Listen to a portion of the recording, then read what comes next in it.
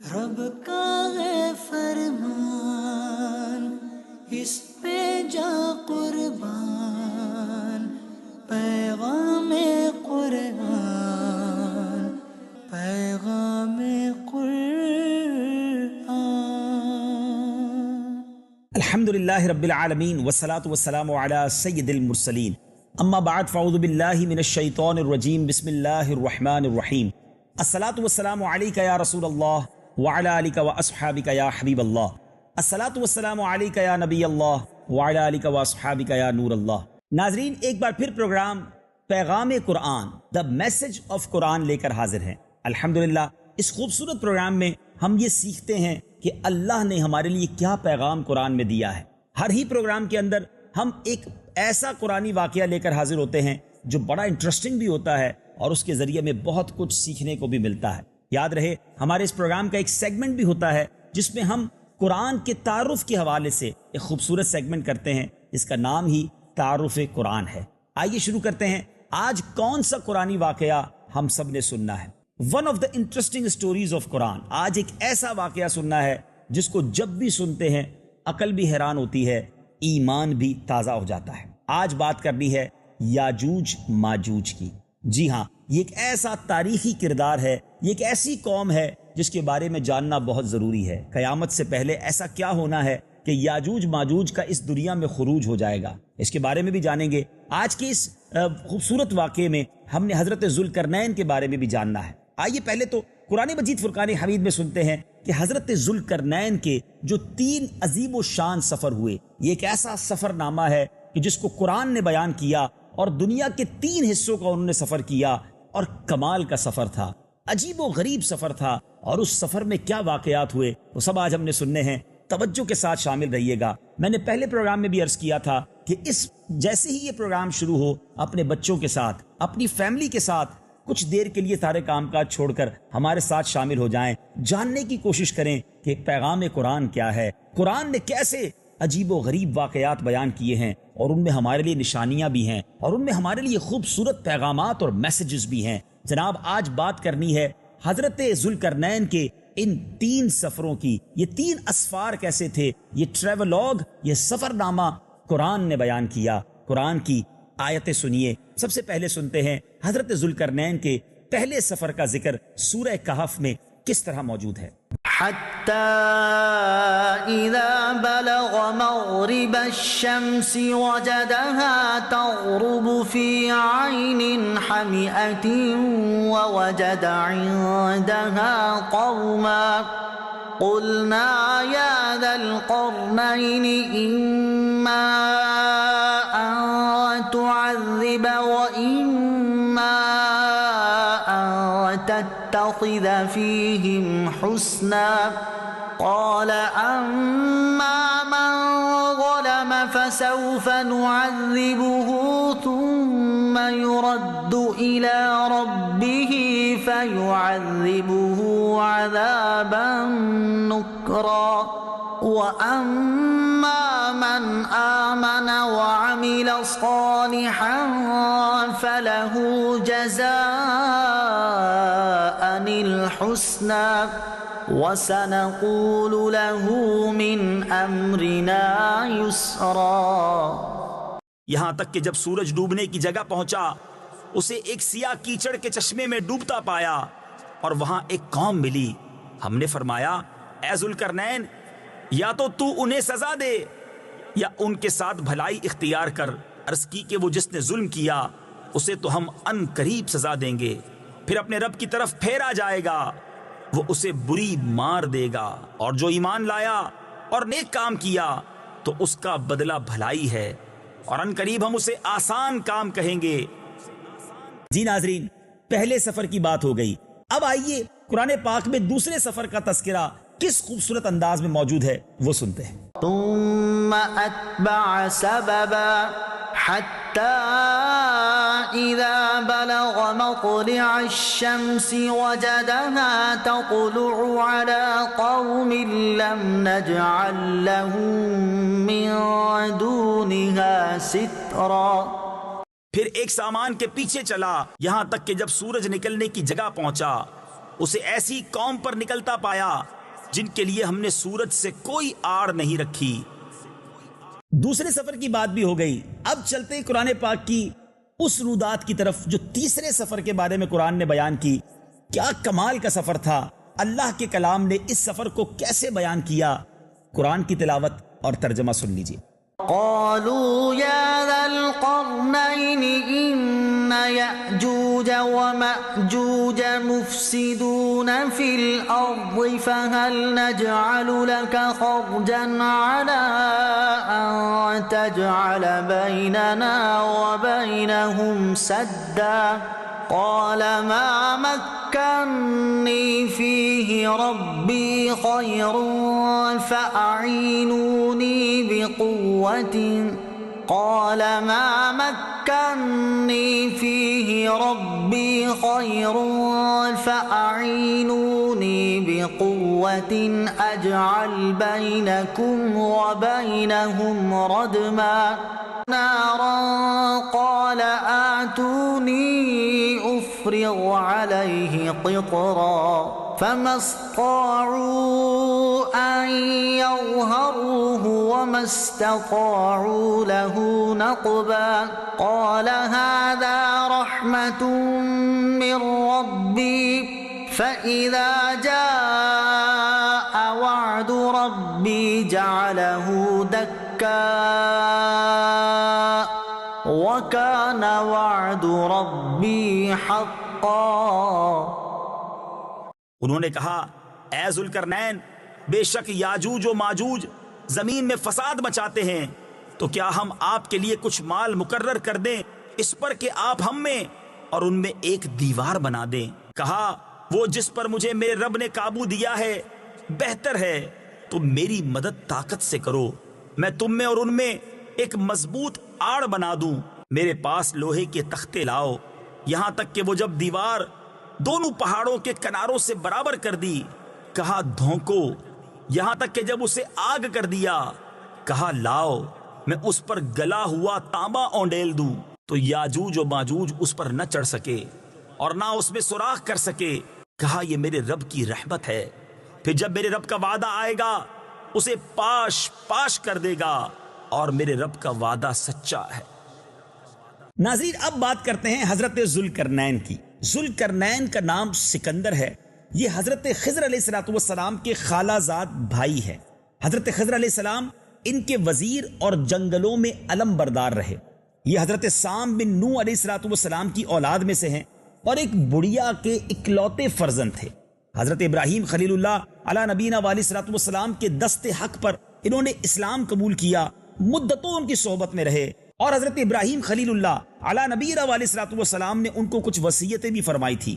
صحیح قول تو یہی ہے کہ یہ نبی نہیں ہیں بلکہ ایک بندہ صالح ہیں، ایک نیک شخص ہیں جو ولایت کے شرف سے سرفراز ہوئے، اللہ کے ولیوں میں ان کا شمار ہوتا ہے۔ یہ ذوالقرنین کیوں کہلائے؟ حضور اکرم علیہ السلام نے ارشاد فرمایا، ذوالقرنین سینگوں والے کے لقب سے اس لیے مشہور ہو گئے کہ انہوں نے دنیا کے دو سینگوں یعنی دونوں کناروں کا چکر لگایا۔ بعض کا قول یہ ہے کہ ان کے دور میں لوگوں کے دو قرن ختم ہوئے، ایک قرن ہوتا ہے 100 سال کا، تو دو قرن ختم ہوئے، اس لیے ان کو ذوالقرنین کہا جاتا ہے۔ بعض کہتے ہیں کہ ان کے دو گیسو تھے اس لیے ان کو ذوالقرنین کہا جاتا تھا۔ بہرحال اس کی بہت ساری وجوہات علماء نے بیان کی ہیں۔ اللہ تعالیٰ نے ان کو پوری زمین کی بادشاہت عطا فرمائی تھی۔ دنیا میں کل 4 بادشاہی ایسے ہوئے ہیں ناظرین، یہ بڑی امیزنگ معلومات آپ کو ملنے جا رہی ہے کہ 4 بادشاہ دنیا میں ایسے ہوئے ہیں جن کو پوری زمین کی بادشاہی ملی۔ اس میں 2 ایمان والے تھے اور 2 غیر مسلم تھے۔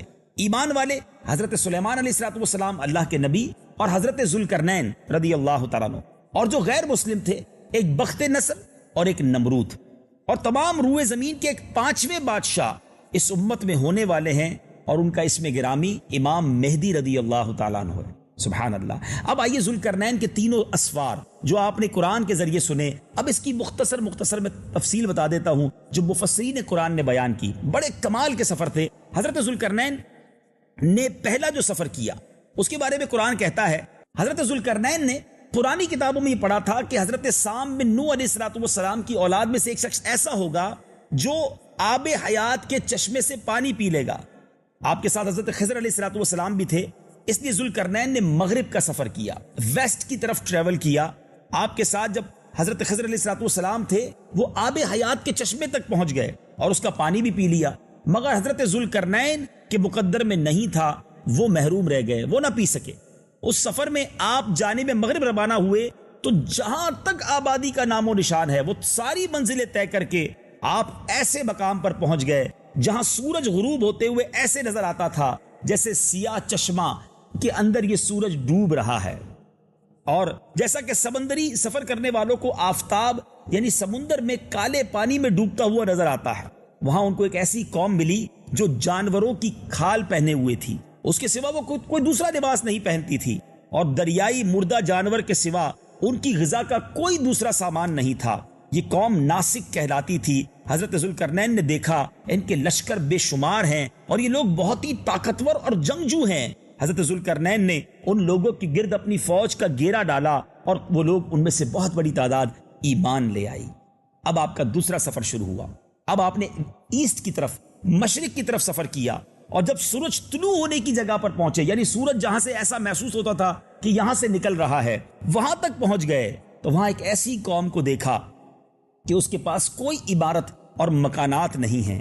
ان لوگوں کا حال یہ تھا کہ سورج طلوع ہونے کے وقت یہ لوگ غاروں میں چھپ جاتے اور سورج ڈھل جانے کے بعد غاروں سے نکل کر اپنی روزی کے لیے تلاش میں باہر نکلتے تھے۔ یہ قوم منسک کہلاتے تھے۔ حضرت ذوالقرنین نے ان لوگوں کے ساتھ بھی جو ایمان لائے بڑا بہترین سلوک کیا، اور اس کے بعد اب آپ تیسرے سفر کی طرف روانہ ہوئے۔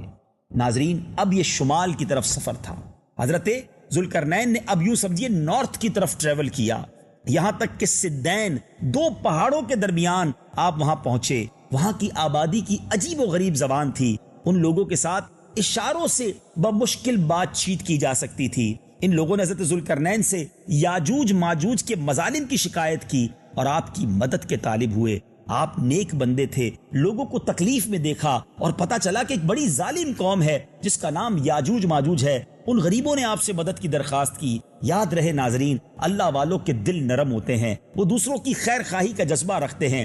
آپ نے ان کی مدد کے لیے اپنے آپ کو پیش کیا۔ اور اب یاجوج ماجوج کون تھے؟ یہ بڑا انٹرسٹنگ یوں سمجھیے کہ ٹاپک ہے کہ یہ یافس بن نوح علیہ الصلوۃ والسلام کی اولاد میں سے ایک فسادی گروہ ہے، اور ان لوگوں کی تعداد بہت زیادہ ہے۔ یہ لوگ بلا کے جنگجو ہیں، خون خار اور بالکل ہی وحشی اور جنگلی جانوروں کی طرح ہیں، جو بالکل جانوروں کی طرح رہتے ہیں۔ موسم ربیع میں یہ لوگ اپنے غاروں سے نکل کر تمام کھیتیاں اور سبزیاں کھا جاتے تھے اور خشک چیزوں کو لاد کر لے جاتے تھے۔ آدمیوں اور جنگلی جانوروں، یہاں تک کہ سانپ، بچھو، گرگٹ، ہر چھوٹے بڑے جانور کو کھا جاتے۔ لوگ پریشان تھے کہ جب فصل اگنے کا وقت آتا ہے یہ ساری کی ساری فصل کھا جاتے ہیں۔ اب حضرت ذوالقرنین کو لوگوں نے جب فریاد کی کہ آپ ہمیں بچائیے، ان کی تکلیفوں سے، ان کی ایذا رسانیوں سے بچائیے، تو حضرت ذوالقرنین کو انہوں نے مال بھی پیش کرنے کی کوشش کی۔ آپ ہماری ہیلپ کریں، ہم آپ کو کچھ مال بھی پیش کریں گے۔ تو حضرت ذوالقرنین نے کیا فرمایا؟ آپ نے فرمایا مجھے تمہارے مال کی ضرورت نہیں ہے، اللہ تعالیٰ نے مجھے سب کچھ دے دیا ہے، بس تم اب میری جسمانی طاقت کے ذریعے مدد کرو۔ اب ایک ایسی دیوار کی تعمیر شروع ہوئی جس کی مثال تاریخ میں نہیں ملتی۔ حضرت ذوالقرنین نے ان دونوں پہاڑوں کو گویا کس طرح ملا دیا کہ آپ نے دونوں پہاڑوں کے درمیان بنیاد کو کھدوایا۔ جب پانی نکل آیا، یعنی اتنا ڈیپ ڈگ کیا، اتنا گہرائی تک کھودا کہ پانی نکل آیا، تو اب آپ نے اس پر پگھلے ہوئے تانبے کے گارے سے پتھر جمائے، لوہے کے تختے نیچے رکھے اور چن کر ان کے درمیان لکڑی کی ایک یوں سمجھیے کہ لکڑی کی شٹرنگ جس طرح آج ہماری ہوتی ہے وہ کی گئی، اور کوئلہ بھروا دیا گیا۔ اب اس میں آگ لگا دی گئی۔ ناظرین ذرا سوچئے، لوہا ہو، پگھلا ہوا تانبا ہو، کوئلہ ہو، تو اب یہ دیوار کانکریٹ کی طرح بن گئی، اور یہ دیوار کوئی چھوٹی موٹی دیوار نہ تھی، پہاڑ تک اونچی کر دی گئی، اور دونوں پہاڑوں کے درمیان کوئی جگہ نہ چھوڑی گئی۔ پھر پگھلایا ہوا تانبا جو ہے وہ دیوار میں پلا دیا گیا، اور یہ سب مل کر یہ بڑی مستحکم اور مضبوط دیوار بنا دی گئی۔ یعنی یاجوج ماجوج اور اس قوم کے درمیان ایک ایسی دیوار کھڑی کر دی گئی تاکہ وہ لوگ یہاں نہ آ سکیں اور اس قوم کو سپورٹ مل جائے، اس کی تکلیفوں سے وہ محفوظ ہو جائیں۔ ناظرین یہاں تک تو بات سمجھ آ گئی، مگر اب ایک کمال کی بات جو قرآن لکھتا ہے کہ حدیث پاک پہلے سنیے۔ میرے آقا مدینے والے مصطفیٰ فرماتے ہیں کہ یاجوج ماجوج روزانہ اس دیوار کو توڑتے ہیں اور دن بھر جب محنت کرتے ہیں اور توڑنے کے قریب ہو جاتے ہیں تو ان میں سے کوئی کہتا ہے کہ اب چلو باقی کل توڑ ڈالیں گے۔ دوسرے دن جب وہ لوگ آتے ہیں تو اللہ کے حکم سے وہ دیوار پہلے سے زیادہ مستحکم اور پوری دوبارہ بن جاتی ہے۔ وہ پھر توڑنا شروع کر دیتے ہیں اور پھر کہتے ہیں جب بالکل آخر میں قریب ہو جاتی ہے ٹوٹنے کے تو کوئی کہتا ہے چلو اب کل توڑیں گے۔ اب دوسرا دن پھر آتا ہے، اللہ کے حکم سے وہ دیوار جو ہے مزید مستحکم اور مضبوط کھڑی ہو جاتی ہے۔ یہ سلسلہ اب بھی جاری ہے۔ جی ہاں ناظرین، حدیث پاک کے مضمون کے مطابق یہ سلسلہ اب بھی جاری ہے، مگر جب قیامت قریب آئے گی تو یاجوج ماجوج میں سے کوئی شخص کہے گا کہ انشاءاللہ کل اس دیوار کو توڑ ڈالیں گے۔ یعنی روزانہ وہ دیوار توڑتے ہیں، کل کا ارادہ بھی کرتے ہیں، مگر لفظ انشاءاللہ نہیں کہتے، اور یہ اللہ کی مشیت ہے کہ وہ نہیں کہتے، ورنہ وہ آج ہی باہر آ جائیں گے۔ لیکن قیامت سے پہلے ایسا ضرور ہوگا کہ ان میں سے کوئی ایک شخص کہے گا کہ انشاءاللہ کل توڑ ڈالیں گے، اور پھر وہ دوسرے دن انشاءاللہ کی برکت اور ثمرہ یہ ہوگا کہ وہ دیوار ٹوٹ جائے گی۔ یاد رہے ناظرین، وہ قرب قیامت کا وقت ہوگا۔ دیوار ٹوٹنے کے بعد یاجوج ماجوج نکل پڑیں گے اور زمین میں ہر طرف فتنہ و فساد کریں گے، قتل و غارت گری کریں گے، چشموں تالابوں کا پانی پی ڈالیں گے، جانوروں اور درختوں کو کھا ڈالیں گے، زمین پر ہر جگہ وہ پھیل جائیں گے، مگر مکہ مکرمہ، مدینہ منورہ اور بیت المقدس، ان 3 شہروں میں وہ داخل نہ ہو سکیں گے۔ پھر حضرت عیسیٰ علیہ السلام قرب قیامت سے پہلے دعا فرمائیں گے، ان کی گردنوں میں کیڑے پیدا ہو جائیں گے اور یہ سب کے سب ہلاک ہو جائیں گے۔ اس بات کو قرآن نے کس طرح بیان کیا؟ 17واں پارہ ہے سورہ انبیاء، آیت نمبر 96 کی تلاوت سنیے اور اس کا ترجمہ سنیے۔ حتى إذا فتحت يأجوج ومأجوج وهم من كل حدب ينسلون، یہاں تک کہ جب کھولے جائیں گے یاجوج و ماجوج اور وہ ہر بلندی سے ڈھلکتے ہوں گے۔ ناظرین، آپ سوچ رہے ہوں گے کہ یہ کیسی قوم ہے، یہ دنیا میں پھیل جائے گی۔ صدر الشریعہ بدر الطریقہ مفتی امجد علی اعظمی اس کے بارے میں لکھتے ہیں کہ بعد قتل دجال، جب دجال کا قتل ہو جائے گا تو حضرت عیسیٰ علیہ السلام کو حکم الہی ہوگا کہ مسلمانوں کو کوہ طور پر لے جاؤ، اس لیے کہ کچھ ایسے لوگ ظاہر کیے جائیں گے جن سے لڑنے کی کسی کو طاقت نہیں ہوگی۔ مسلمانوں کے کوہ طور پر جانے کے بعد یاجوج ماجوج کا خروج ہوگا۔ یہ اس قدر کثیر ہوں گے کہ ان کی پہلی جماعت، ذرا غور سے سنیے گا، ان کا پہلا جو گروپ ہوگا وہ بحرائے تبریہ، جس کا طول، جس کی لمبائی 10 میل ہوگی، ایک سی ہوگا، جس سے وہ گزرے گا، اور جب اس کا پانی پی کر اس طرح سکھا دے گا کہ جب دوسرا گروپ وہاں سے گزرے گا تو وہ کہے گا یہاں تو کبھی پانی ہی نہیں تھا۔ یعنی اتنی تعداد میں وہ لوگ ہوں گے۔ اس کے بارے میں، ان کے بارے میں آتا ہے پھر دنیا میں فساد، قتل و غارت سے جب یہ فرصت پائیں گے تو کہیں گے چلو زمین والوں کو تو قتل کر دیا، اب آسمان والوں کو قتل کریں۔ یہ کہہ کر وہ اپنے تیر آسمان کی طرف پھینکیں گے، اور اللہ کی شان دیکھیں، آسمان سے جب تیر واپس آئیں گے، روایتوں کا مضمون ہے کہ وہ تیر خون آلود ہوں گے، یعنی وہ یہ سمجھیں گے کہ معاذ اللہ ہم نے آسمان والوں کو بھی قتل کر دیا ہے۔ یہ انہی حرکتوں میں مشغول ہوں گے، اور وہاں پہاڑ پر حضرت عیسیٰ علیہ السلام اپنے ساتھیوں کے ساتھ محصور ہو گئے ہوں گے، یہاں تک کہ ان کے نزدیک ایک گائے کے سر کی وقعت وہ ہوگی۔ حدیث کے الفاظ ہیں جو تمہارے نزدیک 100 اشرفیوں کی نہیں ہے، یعنی کھانے پینے کو کچھ نہیں ہوگا، نیچے اتر نہیں پائیں گے اور نیچے وہ تباہی مچا رہے ہوں گے۔ اس وقت حضرت عیسیٰ علیہ السلام اپنے ہمراہیوں کے ہمراہ اللہ کی بارگاہ میں دعا کریں گے، اللہ تعالیٰ ان یاجوج ماجوج کی گردنوں میں ایک مخصوص کیڑا پیدا فرما دے گا، ایک دم وہ سب کے سب مر جائیں گے۔ ان کے مرنے کے بعد حضرت عیسیٰ علیہ السلام زمین پر واپس تشریف لائیں گے پہاڑوں سے، اور دیکھیں گے کہ تمام زمین ان کی لاشوں سے بھری ہوئی ہے، بدبو کا عالم ہے، ایک بالشت زمین بھی خالی نہ ہوگی۔ اب آپ پھر ایک بار اللہ کی بارگاہ میں دعا کریں گے، اللہ تعالیٰ ایک قسم کے پرندے بھیجے گا، وہ ان کی لاشوں کو جہاں اللہ عز و جل چاہے گا اٹھا کر پھینک آئیں گے۔ ان کے تیر و کمان و ترکش کو مسلمان 7 برس تک جلائیں گے۔ اتنے تیر، اتنے کمان ہوں گے کہ اس کو جب جلائیں گے تو 7 سال تک وہ جلتے رہیں گے۔ ناظرین ذرا سوچئے، یہ کیسا قرآنی واقعہ ہے جو قیامت سے پہلے ہونا ہے، اور اس کا ذکر قرآن میں موجود ہے۔ اور یہ واقعہ سنانے کے میرے 2 مقاصد ہیں۔ ایک تو اس سے لیسن کیا ملا کہ حضرت ذوالقرنین نے دنیا کے کونے کونے کا سفر کیا، وہاں جا کر لوگوں کو اسلام کی دعوت دی، انہیں ایمان کی دولت سے سرفراز کیا۔ نیکی کے کام کے لیے سفر کرنا یہ اللہ والوں کا طریقہ ہے. جا کر لوگوں کو مسلمان کرنا، مسلمانوں کو نیکی کی طرف لانا، یہ بڑی نیکی کا کام ہے.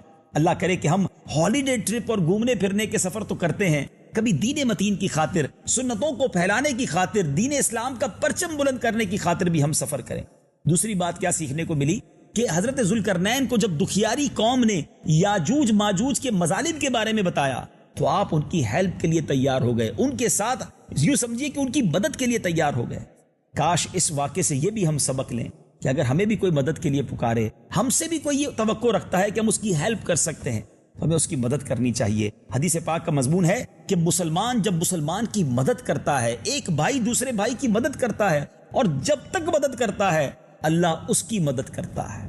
جو کسی کی ہیلپ کرتا ہے ناظرین، اس کی رب ہیلپ فرماتا ہے، اللہ اس کی مشکلیں آسان کر دیتا ہے. زندگی ایسی گزاریے کہ ہماری وجہ سے لوگوں کی مشکلیں آسان ہوں. بدقسمتی یہ ہے کہ آج کل بہت سارے لوگ ایسے ہوتے ہیں جن کی وجہ سے مشکلیں آسان تو نہیں ہوتی بلکہ مشکلوں میں اضافہ ہو جاتا ہے. پرابلم سالور کی بجائے پرابلم کریٹر ہوتے ہیں. نہیں ناظرین، مسلمان ایسا نہیں ہوتا.